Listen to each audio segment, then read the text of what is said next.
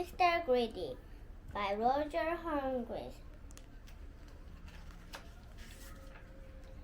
Mr. Greedy liked to eat.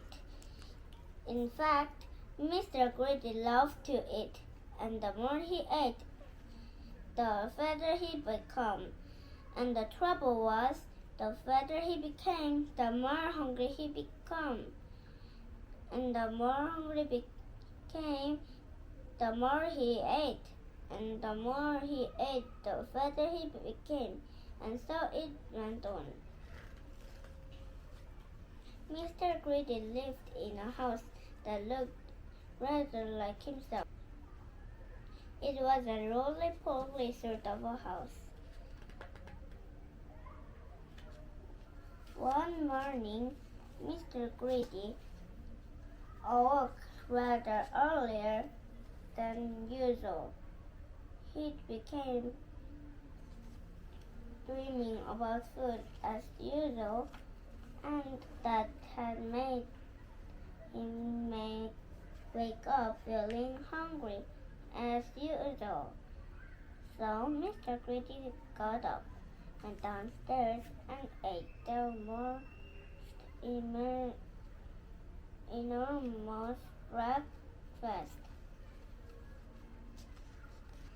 This is what Mr. Greedy had for his breakfast: toast, 2 slices, cornflakes, 1 packet, milk, 1 bottle, sugar, 1 bowlful, toast, 3 slices, eggs, 3 boiled, toast, 4 slices, butter, 1 dish, marmalade,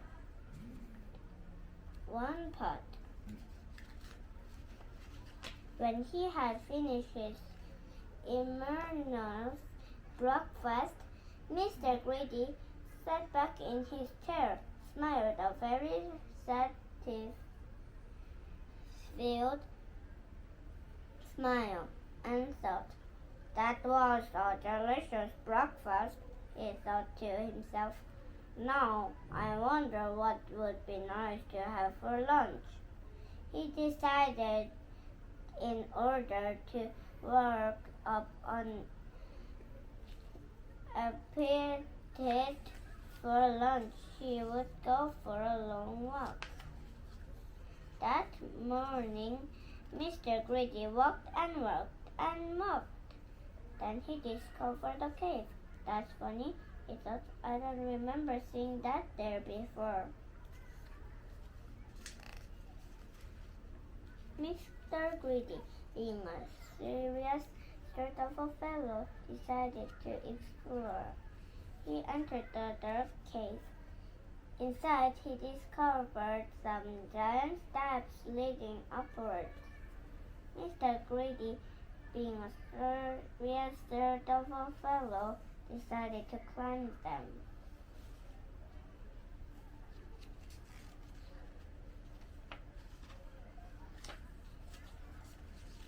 At top of the steps, Mr. Greedy came to the door.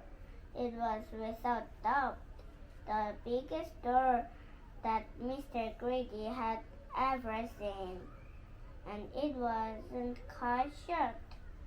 Mr. Greedy, being a serious sort of a fellow, decided to see what was on the other side of the door. So Mr. Greedy squeezed himself through the crack in the door, and there before him was an amazing sight, the biggest room in the world.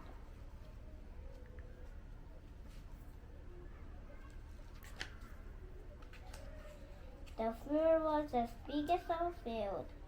The table in the middle of the floor was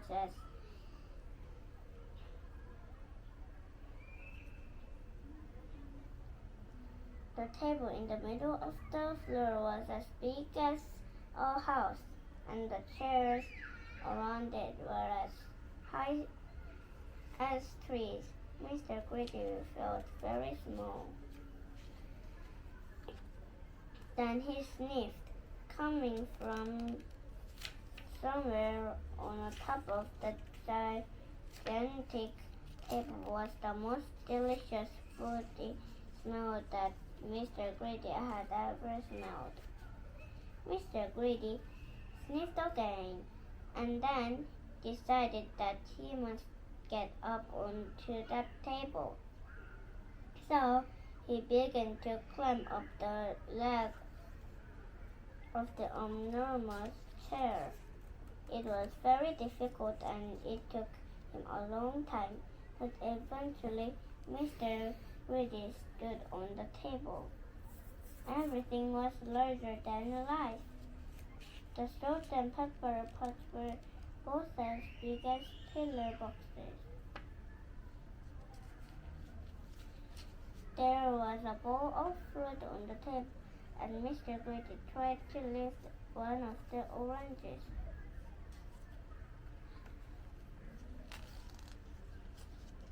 목소리 크게.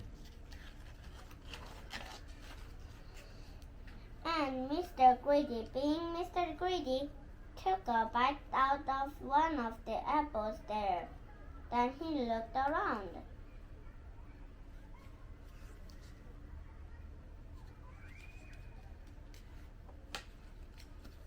Over on the other side of the table stood the source of the delicious smell, a huge, enormous, gigantic, colossal plate, and on the plate, huge, enormous, gigantic, colossal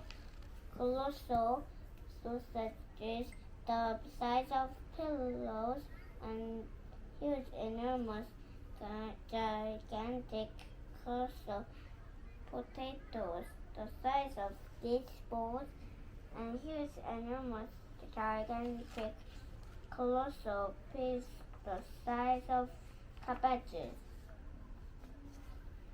Mr. Greedy hurried across the table toward the plate, and being Mr. Greedy began to eat.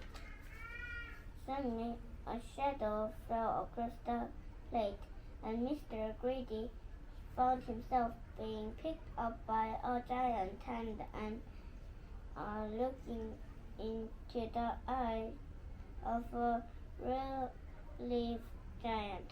"And who," thundered the giant, "are you?" Mr. Greedy was so frightened that he could only just manage to squeak his name. "Mr. Greedy," he squeaked. The giant laughed a laugh as loud as the thunder. "Greedy by name and greedy by nature," he bellowed. "Well, I think, Mr. Greedy, that you need to be taught a lesson."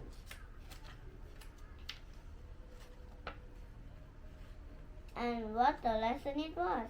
The giant made Mr. Greedy eat up all the thing on that huge, enormous, gigantic, colossal plate. When he finished, Mr. Greedy felt very ill indeed, and if he would burst any minute. "Now," said the giant in much quieter voice, "do you promise that to be greedy again?" "Oh, yes," moaned Mr. Greedy, "I promise."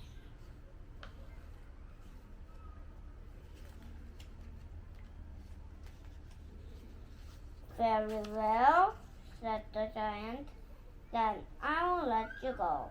Mr. Greedy climbed down from the table and went out through the door, feeling very fat and extremely miserable.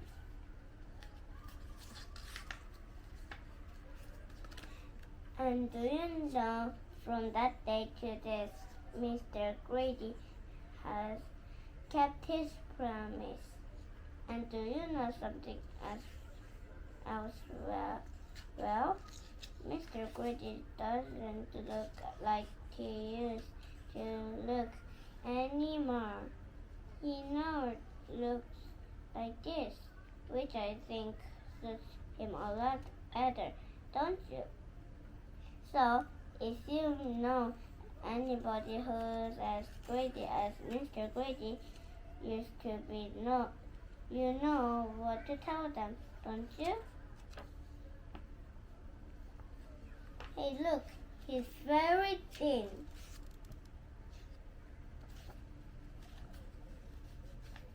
Beware of giants. Well, this is the end of the story.